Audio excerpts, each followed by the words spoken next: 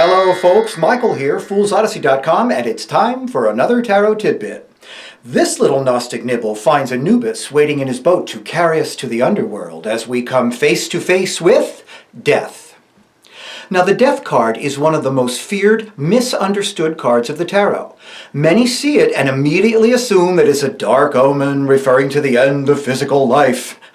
Relax. No need to make funeral arrangements.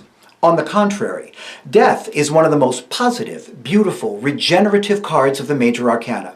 You see, inevitably there will come a time on our journey when something about ourselves that is getting in the way, very often our ego, must die. This will clear the way for us to move on to the next phase of our quest.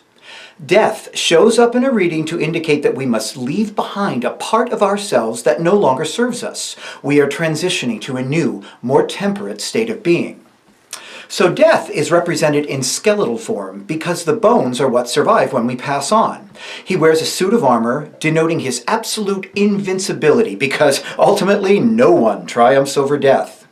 His horse is pure white because death is the ultimate purifier, for once reborn, all is made fresh, clean, and new. We see the same symbolism in the flag he carries. The black background represents the darkness one must pass through during any time of change, while the white flower reveals the beauty, purity, and immortality that awaits when we emerge from the darkness made anew. Now if you look closely, you'll see a boat in the background. This is the Egyptian god Anubis carrying the dead across the river Styx to the next world. It is a symbol of change through transition. He guides them through the two pillars on the right where the sun awaits to welcome the dead to immortality. Again, all things are made anew.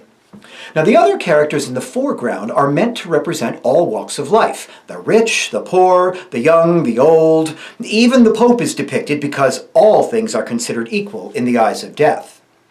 So death has allowed the fool to find acceptance around that which must change. He can now transition to a calm, balanced state of temperance. That's the card we'll explore in the next tarot tidbit.